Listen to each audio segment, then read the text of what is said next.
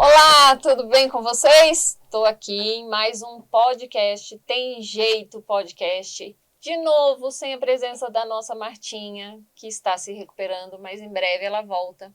Mas ela trouxe um convidado muito especial, que ela conhece há muito tempo, que vai contar um pouquinho da história dele pra gente. É o Sérgio. Bem-vindo, Sérgio. Um prazer te receber aqui. E eu gostaria que você nos contasse um pouquinho sobre você. Quem é o Sérgio? O que o Sérgio faz? Boa tarde, Daniela. Prazer estar aqui.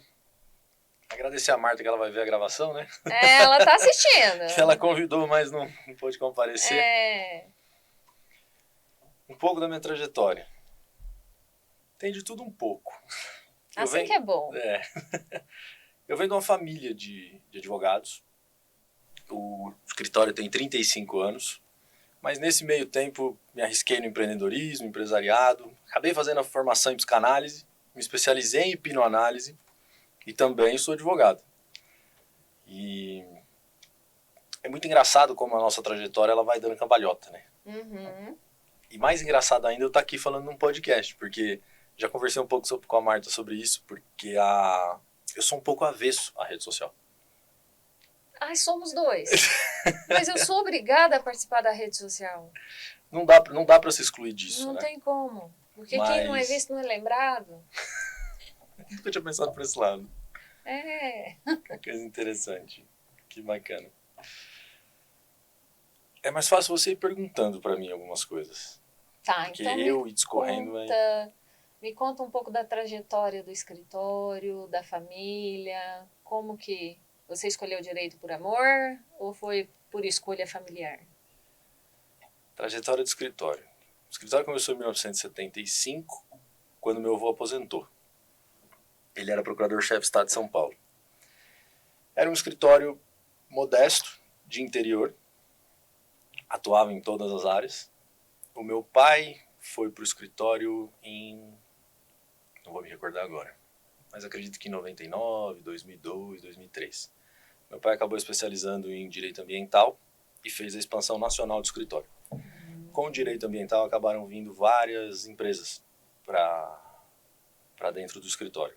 E essas empresas trouxeram algumas demandas que acabaram virando o foco do escritório com o tempo. Então, demandas empresariais, demandas tributárias, blindagem patrimonial, planejamento sucessório. E eu me formei em 2000 e... Também não me lembro. Não lembra? Não lembro. Nossa, mais ou menos. Uns 10 anos. Mais ou menos isso. Tem uns 10 8, 10 anos, eu acredito que sim. Nossa, eu sou uma vovozinha perto de você. Tenho 20 anos. E eu acabei sendo responsável pela reestruturação digital do escritório. Que apesar de eu reclamar da rede social, não dá pra gente... Avesso. Eu sou avesso, mas estou me rendendo devagar. E com relação ao escritório, eu abracei com muita força a questão da informatização. Então nós chegamos a ter 16 escritórios espalhados pelo país. Conforme a informatização foi dando a possibilidade, nós fomos diminuindo e prestando mais serviços, tendo mais clientes e com menos necessidade de estrutura. E com a pandemia especificamente, houve uma aceleração muito grande por parte dos clientes. Que hoje o atendimento digital é tudo, né? Sim, porque como nós não éramos um escritório, de grande renome, igual existem escritórios que são gigantescos, então nós sempre nos adaptamos às necessidades do cliente. Então sempre houve aquele atendimento personalizado, pessoal, personalíssimo. Artesanal. Excelente palavra. Sei Vou bem mudar o que o portfólio. É isso. A minha advocacia é artesanal. Exato. E com a pandemia, especificamente, 70% dos clientes se adaptaram com a questão de reuniões online, as audiências que também a audiência virtual acaba sendo mais funcional. Pra gente, principalmente, sim, né? E menos custoso para o cliente. Porque quando você para pensar que você precisa deslocar um advogado de São Paulo para o Rio de Janeiro, ou vamos pegar um pouco mais longe, São Paulo para Cuiabá, isso custa para o cliente. E não é só a estrutura e nem só o físico do advogado. Tudo, ele tem preço. Sim. Tem toda a despesa envolvida, tem também o preposto, tem toda uma questão financeira envolvida que muitas pessoas não pensam, que acham que, não, é só botar o advogado no avião, ele foi lá e fez a audiência. Quem dera fosse. Conheço uma colega que era assim, a empresa botava ela no avião, ela descia, fazia audiência, entrava no avião e vinha embora. Mas também foi uma vida de cão. E não é assim, né? Não. Porque advogado também é gente. A gente precisa dormir, comer, né, descansar. Sim. Com certeza. E aí, como é que foi esse desenrolar seu do marketing da área digital aí? Como é que está sendo a sua luta com Você usou a palavra exata, está sendo uma luta. Um sofrimento. Um sofrimento. É muito engraçado como eu não tenho problema em falar em público, mas é engraçado como eu tenho problema de falar para a câmera. Isso é uma coisa eu acho surreal. Ao mesmo tempo, você consegue atingir mais pessoas. Sim.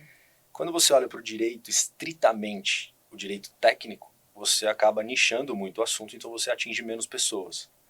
Mas existem alguns outros assuntos que você tem uma abrangência maior. Eu gostaria de talvez um dia chegar no ponto de conseguir falar para a câmera, de conseguir tentar passar uma mensagem, até mesmo compartilhar a experiência, porque todo mundo tem um certo tipo de experiência. Você da sua forma, eu da minha, o Dani da dele. Né? E já passei por algumas agências, já tive algumas agências tentando pilotar o estratégico, mas até agora eu não consegui acertar e nem quebrar a minha barreira especificamente. Mas você já fez algum curso específico? Para marketing? Não, marketing não. Aconselho a fazer. Eu digo por experiência, eu e Martinha a gente tem que fazer. Eu sou também tenho muita dificuldade com câmera, né, Dani? Sempre tive. Ele é testemunha. Meu primeiro vídeo foi um parto, literalmente. Foram 2 anos até eu conseguir... Não, 4 anos até eu conseguir estar aqui. Isso aqui é um treinamento para mim. Você grava vídeo falando com o telefone assim? Sim. Isso daí para mim é de outro planeta. Hoje eu consigo. Hoje eu consigo, mas é um treinamento constante. É um desafio para quem tem dificuldade com câmera constante. E a gente precisa hoje da câmera para atingir o cliente. Quando eu fiz curso de oratória, eu fiz com o Reinaldo Polito, aqui em São Paulo. E ele tem uma das atividades que você fala para uma câmera, mas era aquelas câmeras de vídeo antigas, né? Eu fiz esse curso também. Deve ter uns, sei lá, 8 anos, eu não me lembro agora quantos anos faz. Eu fiz na faculdade. Mas ela é menos intimidadora do que o telefone. Porque ela tá longe. Ela não tá perto de você. Você tá num palco, a câmera tá longe e você tá falando para ela. Sim, exato. Então, não intimida tanto, né? Mas o telefone realmente é um grande desafio. Um grande desafio. Mas você, como hipnólogo, não tem como trabalhar isso aí? Porque eu sei que tem. Tem. Já está sendo trabalhado junto com o meu mentor. Mas é muito engraçado como envolve várias coisas. Cada vez que eu sento na cadeira da hipnoanálise, eu saio de lá com alguma coisa mais leve com relação à exposição na rede social. Mas por enquanto, não conseguiu descobrir o bloqueio ainda. Já temos uma ideia. Existe uma questão que dentro do nosso círculo de conhecimento, às vezes você não quer errar ali. Isso é psicanalítico. E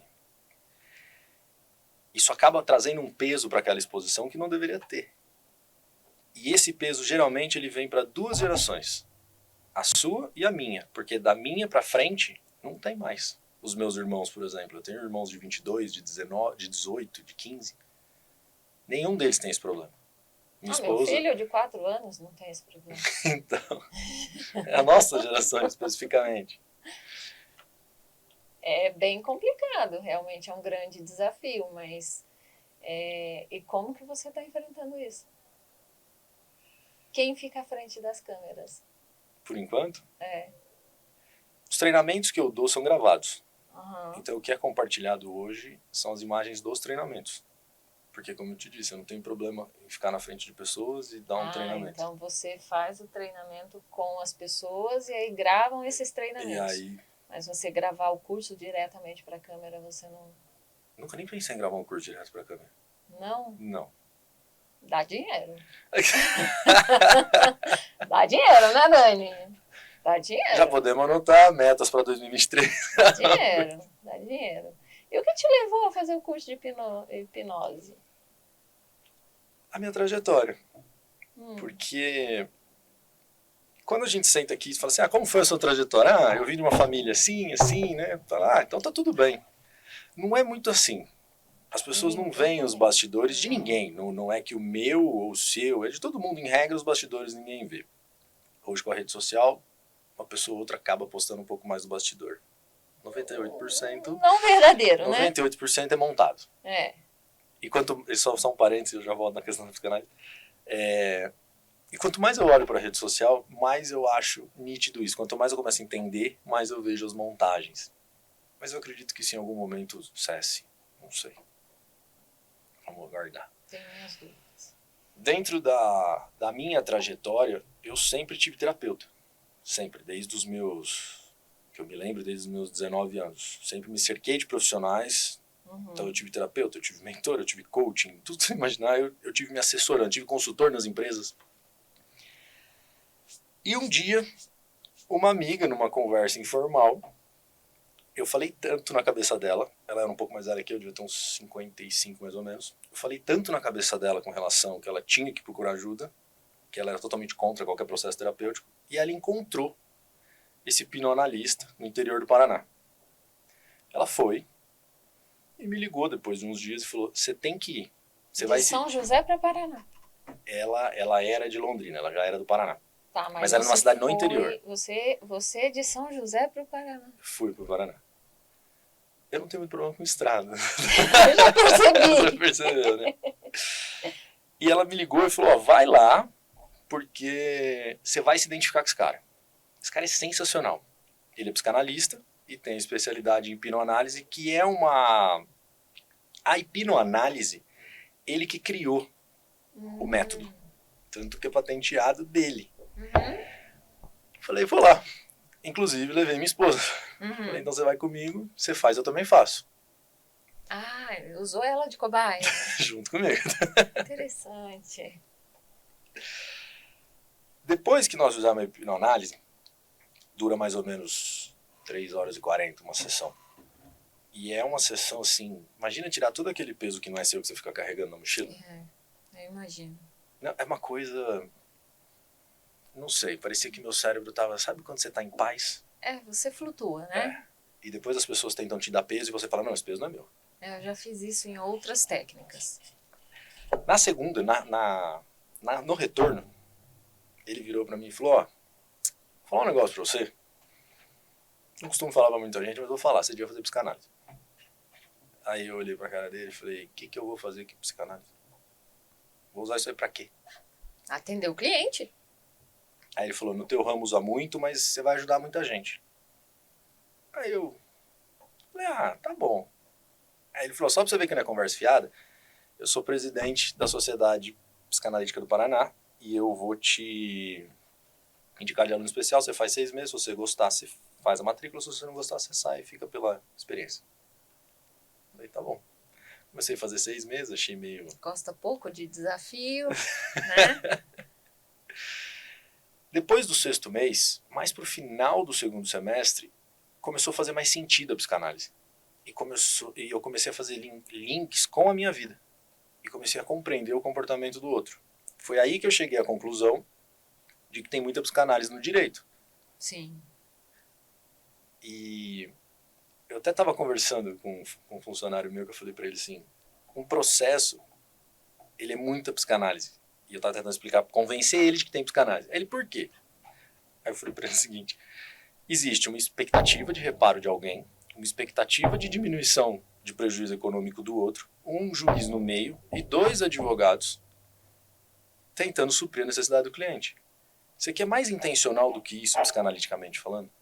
Como vontade? Não existe. E eu comecei a ficar fascinado.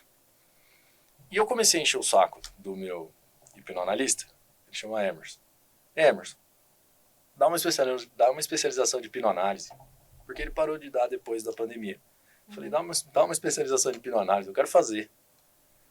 Aí depois que eu fiquei enchendo muito o saco dele, ele abriu uma turma de 10 pessoas e eu fui fazer. Quando eu aprendi a técnica da hipnoanálise, achei assim... eu já tinha passado... Fecha qualquer contrato, então.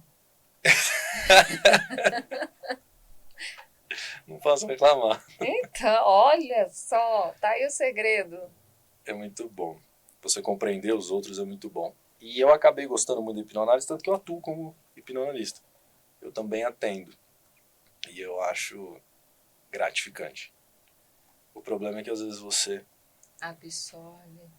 não absorve, mas no direito, por exemplo, às vezes eu sento para conversar com o cliente, eu já percebo como ele está, como pessoa. Uhum. E às vezes nem tratamos do processo. Trata de outro assunto. Já aconteceu comigo, sem ser psicanalista. Falam que o advogado é um pouco psicólogo. Sim, sim. Meu psicanalista fala para eu fazer psicanálise. É sensacional, super indico. Eu preciso arrumar mais um minutinho na agenda, né, Daniel? Acho que da meia-noite às 6 dá tempo? Deve dar tempo. É pouca coisa para fazer. Você sabe que eu tive um professor particular no primeiro colegial. E eu tinha um monte de tarefa que eu estudava no colégio, que era das 7 da manhã às 3 da tarde. Eu saía do colégio, ficava com ele até 6, 7 horas. E ele passava tarefa além das do colégio. E ele falava exatamente, mas o que você faz da meia-noite às 6? Eu ouço muito isso. O que você faz da meia-noite às 6? Dormir não precisa. Pra quê? Pra quê? Tem tanto estimulante por aí hoje. Pois é. Como chama esses estimulantes? Não, tem... não sei o que, trópico. Nootrópico. Nossa, não. Uns remedinhos que eles, povo, ao invés de ser aqueles... Como que chama aqueles remédios que os caminhoneiros tomam para não dormir? É os rebite lá? Rebite, não, mas agora tem o rebite dos molecote novo aí das redes sociais, que eles, acho que é nootrópico, não sei o que, uma coisa assim. Que eles tomam e aí, ficam... Não, mas pelo amor de Deus, já não tenho mais idade para isso, né? Eu tô querendo me aposentar, tá querendo me arrumar mais trabalho? Só mais um trabalhozinho. Não, eu deixo para você que gosta de rodar muitos quilômetros. Virar caminhoneiro, então, né? Falta pouco, Trabalhar na né? estrada, falta pouco. Falta pouco. Mas e aí você utiliza bastante a hipnose no trabalho? Não no direito, eu atuo como hipnoanalista. Né? Mas você faz as duas coisas? As duas coisas. Como é que você concilia? E a esposa? Tem que aguentar, né? Da meia-noite às 6. Mais cedo um pouco. Ah, coitada. É tudo... Eu acordo muito cedo, né? Meu Deus do céu. É o das 5 da manhã. Eu acordo às 4. Ah, meu Deus. Mais um. E eu tenho 3 empresas. Ah, que Maria. Mas assim, você tem que estar cercado de gente. Porque tudo é gestão. Seja no jurídico, seja na financeira, seja na clínica de hipnoanálise, seja numa escola de pós-graduação. É gestão. Ninguém faz sozinho. Se você não tiver equipe, é impossível. Porque o operacional, especificamente, ele é muito importante. E se você não tiver cercado de gente boa para isso, você sai do estratégico e vai totalmente para o operacional. E aí, você fica sempre no mesmo lugar. E como sair do estratégico? Como não sair do estratégico? Sair do operacional, desculpa. Treinando gente. Sendo menos possessivo, delegando função e treinando gente. Acreditando. Tem gente boa no mercado. Sempre teve. E tem gente ruim, como sempre teve. Não é nada novo isso. A diferença é que hoje a gente não tem mais pessoas que querem ficar 40 anos dentro de uma empresa. Hoje existe uma rotatividade maior. Por quê? Ninguém quer... Porque salário não segura mais. Não. Tem que ter mais. Eles querem mais reconhecimento. Tem que ter mais. Mais autonomia. A pandemia veio para isso, né? O home office agradou muita gente por isso, porque ele pode fazer o próprio horário e a produtividade aumentou, né? Muita gente, sim. Bastante gente. E tem gente que não lida bem com home office. Entendi. Tem Eu não gente que funciono não. com home office. Mas eu acredito no sistema híbrido. Sim. No escritório hoje é basicamente isso. E a parte técnica do escritório, desenvolvimento de peças, até mesmo protocolos, existem algumas regras internas. Mas nós não queremos mais acompanhar se ele está trabalhando das 8 às 18 ou se ele está trabalhando importante é da meia-noite entregar. às 6. Porque tem gente que funciona melhor de madrugada. Ou, psicologicamente, ele se convence que ele funciona melhor à noite. Então, eu acho que o home office é bom para esse tipo de gente. Agora, aquela pessoa que não tem estímulo para trabalhar em casa, ela tem que ir para o escritório. Porque, obviamente, quando você sai de casa, coloca a roupa, vai para o escritório, ou empresa, tanto faz, você acaba já ativando dentro da sua cabeça uma coisa, não, então eu tenho que trabalhar, porque eu já me dispus e saí de casa para isso. É bem isso mesmo, eu percebo. Eu tenho uma dificuldade muito grande de delegar. Eu sou possessiva. Isso eu admito. Ainda mais que eu deleguei há um tempo atrás aí e andei tendo alguns problemas. Então agora ficou pior. Será que a Gato hipnose escaldado. resolve isso? Tem que tentar. Porque, olha, eu Tem uma sofro. cadeira que deita aqui pra gente. A gente ajeita, né, Dani? Eu só fazia ali. Uma sessão ao vivo aí. Vamos fazer uma sessão. Ao vivo não, aí vai que sai coisa que não deve. Tem que Não, combinar. E já geralmente pensou? não tem nada a ver com o que a gente acha. Ai, tá vendo? Ó, olha o perigo. Não pode. Se sair coisa que não deve aqui, como é que fica a minha reputação? Mas quando a gente tem medo de delegar, e eu tive muito quando eu assumi a gestão do escritório, há 6 anos atrás, mais ou menos, eu tive duas discussões. Eu falo discussões, mas são embates Uhum. com os antigos gestores. Uma é a questão de controle financeiro e contábil, que eles eram totalmente manuais. Arcaicos. Artesanais, como você falou, adorei essa palavra. Artesanais. Artesanais. Artesanais. E essa daí foi mais fácil. Agora, o antigo gestor, ele está acostumado a ver gente na bancada. Ele Se está não vê, acostumado ele a não chegar é- e falar acho que assim, não tá trabalhando. você vai fazer um recurso de apelação. E aí ele fica meio assim, ó, esperando você fazer o recurso. É mais ou menos isso. Aí o recurso, ele controla o prazo do funcionário, mas o funcionário tinha que ter essa responsabilidade. Você tem medo de delegar porque você delegou e deu problema. Sim. Tem que triplicar o treinamento. Ou mandar Só- embora, como eu Ou disse. mandar embora. Porque tem gente que nem treinando. Não. Eu tava comigo há 10 anos e deu uma vacilada feia. Tempo não é garantia de resultado. Eu aprendi isso. Não tem nada a ver. Eu aprendi que tempo não é garantia de resultado. Literalmente. Porque 10 anos trabalhando comigo, sabia todo o sistema de funcionamento do escritório, todos os protocolos de funcionamento, tudo. E comeu uma bola assim que é inadmissível. Quando você delega, você tira a pressão de cima da pessoa.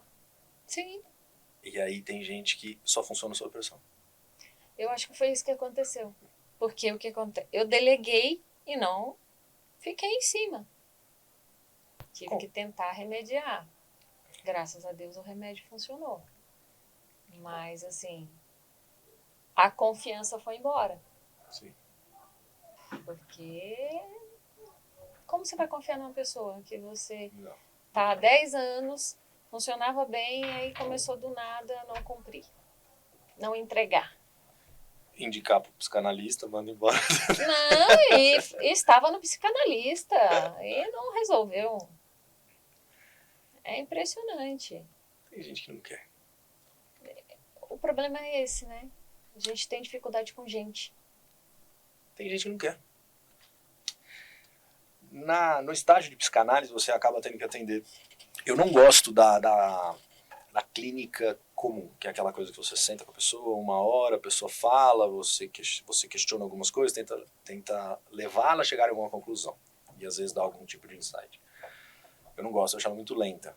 A minha psicanálise é assim. Não, a minha terapia, de quando eu comecei com 19 anos, inclusive ela continua sendo minha terapeuta até hoje, é assim.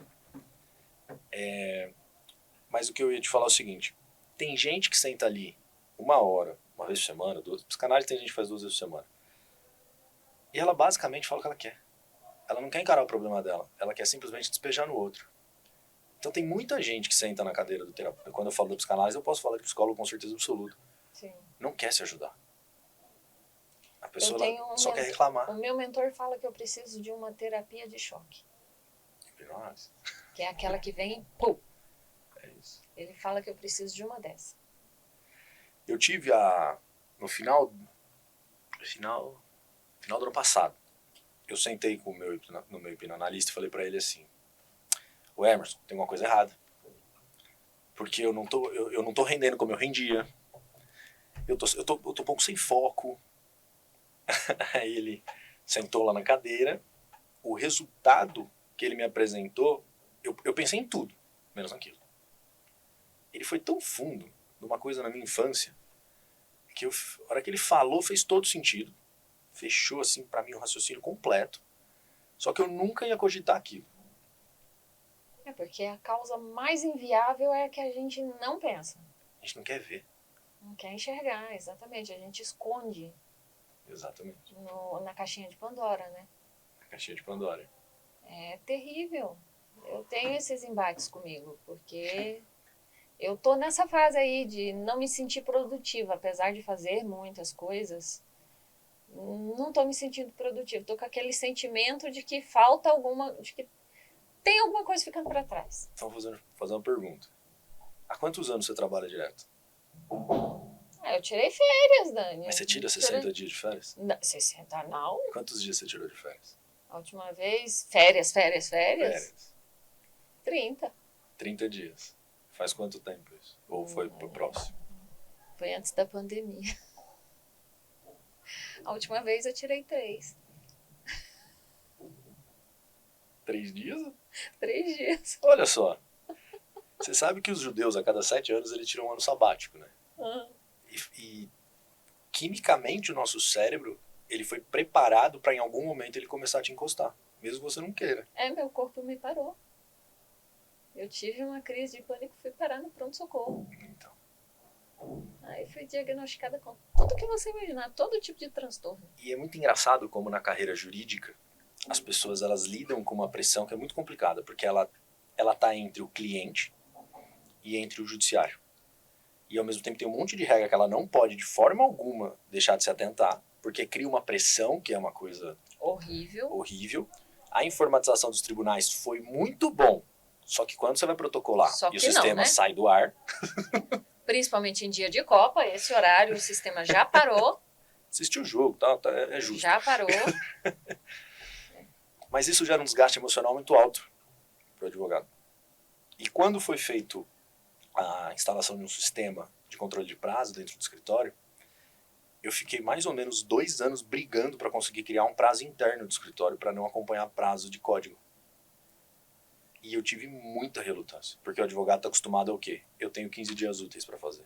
Não, eu tenho prazo interno. Exato. E isso é uma coisa que tira pressão. Eu tenho um prazo interno. Eu sempre coloco D-5. Perfeito. D-10, dependendo da causa que for. Porque olha só, pra fazer. Se o sistema sai do ar porque ele resolveu assistir o jogo, e o prazo é hoje? Aí ferrou. O emocional vai lá fazer embaixo. O emocional não, você se pula do prédio. A minha sorte é que a minha sacada tem tela, né? Não dá pra pular. Mas você pula do prédio, literalmente. Já aconteceu. Eu, com uma antiga parceira minha, ela tinha o prazo pra fazer, o token dela não funcionava. Ela me mandou, era 11h59 que eu consegui protocolar o negócio. Eu falei, tem idade pra isso, mas não, o coração não aguenta. Agora, olha, muita emoção. E olha que legal que a gente está conversando aqui. O direito na faculdade. Você aprendeu gestão? Nunca. Você aprendeu RH? De jeito nenhum. Você aprendeu como buscar o equilíbrio emocional? Nunca. Você aprendeu a olhar o vadimeco. Você aprendeu a desenvolver uma peça, como se portar dentro de um Nem júri. desenvolver peça a gente aprende, né? Vamos ser honestos. A gente aprende a ler o livro e ler o vadimeco. E aí cada um faz a sua interpretação. Porque nem isso eles ensinam. Eu tive aula de prática na faculdade, mas era uma prática assim. Você chegava lá, o professor te dava o modelo da peça, você copiava, estava ali, tudo certo, lindo, maravilhoso, você tirava 10. Mas isso eu vim aprender quando eu comecei a fazer mentoria. Entendi. Porque eu senti falta disso. E faz. Faz muita Porque falta. o escritório de advocacia, tudo bem, ele chama escritório, é considerado uma atividade intelectual, tanto que tinha o problema que a gente não podia ter CNPJ durante muito tempo. Mas é uma empresa. Você tem contabilidade, você tem financeiro, você tem RH. Como outra qualquer. Você tem pode ser pessoas, você tem sozinho. estagiário, você tem telefonista, você tem secretária, você tem gestor, tem que ter gestor de área. E Você tem pode ser escritórios sozinho. maiores, então, que você pode ter até, não sei como chamam, mas assim, de superintendente e diretoria. Tem tudo. Tem escritórios Tem muito... CEO. É verdade, Agora a tá na palavra é moda, bonita, agora CEO. Tá bonito, agora é bonito. Agora é bonito. Eles utilizam CEO, palavras bonitas. CLO. É. Eu sou CEO do meu escritório. É a presidenta. É, presidenta, dona do meu próprio salão de beleza. Não, mas a gente não aprende nada disso na faculdade. Não aprende a gerenciar nem os prazos É dos verdade, a gestão processos, dos né? prazos. Então, é só jogado lá, ó, o embargo 5 dias, apelação 15 dias. E se vira. Antigamente o GEF era diferente o prazo, agora unificou. Mas tem o federal que é diferente, o prazo do estadual. Então, é uma bagunça. Como é que você gerencia isso? E o advogado que se adapte. E aí? Você tem que ter um sistema interno para orientar os seus funcionários a fazerem. E agora tem que ter área de TI também. Porque com esse monte de sistema de tribunal, tem que ter área agora. É porque às vezes você vai entrar no bendito tribunal, o negócio não vai. Eu tenho pavor daquilo. Eu odeio entrar no Tribunal do Paraná. Meu Deus, aquele negócio não funciona. Já fiz 50 mil cadastros e aquele negócio não vai. Eu não sei o que acontece. Eu tenho pavor. O PJE do TRF ainda é bonitinho. Mas do TJ dói. É que o TJ cada um é um, né? É isso, né? Esse Cada é o estado problema. pega o seu, né? A trabalhista ainda é o mesmo, né? Mas a maioria dos estados estão aderindo ao mesmo PJE da federal, né? Isso é bom. Então aí está facilitando bastante. Agora o TJ de São Paulo, ninguém merece. Você vai cadastrar a petição, saiu uma publicação para mim que eu cadastrei a petição, não tem opção, e o juiz mandou eu fazer o recadastro, mas não tem a opção do nome que ele quer. E o advogado fica com a pressão. E a culpa é nossa. Tem que ser de alguém. E aí eu vou passar para o psicanalista, né? O problema dele. Passa a Ele que culpa pra resolva. frente, né? Ele que resolva, né? É assim mesmo. Mas é assim que funciona. Você sabe que eu tava conversando com o Emerson uma vez, eu falei, Emerson, tô saindo aqui pior do que eu entrei. Ele falou, cara, o problema é seu. Você vê o que você vai fazer com tudo que a gente conversou, velho. Eu falei, nossa, obrigado. Você que resolve, né? Exatamente. Ai, mas a nossa profissão ela é bem desgastante, né? É, desgastante. E, assim, E desvalorizada. desvalorizada. Poucos clientes desvalorizada. reconhecem. E Muito poucos pouco. colegas também reconhecem, né? É. Mas eu tenho, assim, eu amo o que eu faço. Tanto que eu ia prestar concurso para magistratura, eu desisti porque eu amo a advocacia. Então não posso reclamar. Eu sou louca mesmo, então eu vou continuar louca. A não ser que você me hipnotize e eu mude de ideia. Mas o Daniel já está mandando eu parar ali, porque eu falo demais. Mas então, Sérgio, eu queria agradecer muito sua disponibilidade de rodar. Gente, vocês não têm noção do tanto que ele andou para vir aqui. E a Marta me disse que ele morava aqui do lado. Deixa a Marta para mim. Agradecer muito a sua disponibilidade, a sua boa vontade de vir aqui, participar, apoiar o nosso projeto. Contribuiu bastante para a gente. E quem sabe saem uns clientinhos aqui, né? Quem Deixa sabe? seu arroba aí pra gente e uma última mensagem. Deixa o quê? O arroba no Ajuda aí, Instagram. Não tem Instagram, não tem. Ah, Gente, ele realmente não gosta de tecnologia? Pediu socorro pra esposa. eu não sei qual é. Achei um que eu dei Ganha mais tecnologia que eu, gente. Que maravilha. Enquanto a Glenda pega pra mim... Dani, obrigado pelo convite. Já agradeci a Marta por telefone, uma pena ela não estar aqui. Espero que vocês tenham muito sucesso. Espero que a minha primariedade nisso daqui não tenha atrapalhado. De forma alguma, espero a sua presença mais vezes aqui. Com certeza, vai ser um prazer. Tá, muito obrigada. E agora o arroba. Arroba Sérgio Rivelli. Com 2 L's, gente. Com 2 L's. Tão simples. E ele esqueceu. Então tá, galera. Obrigada. Até o próximo.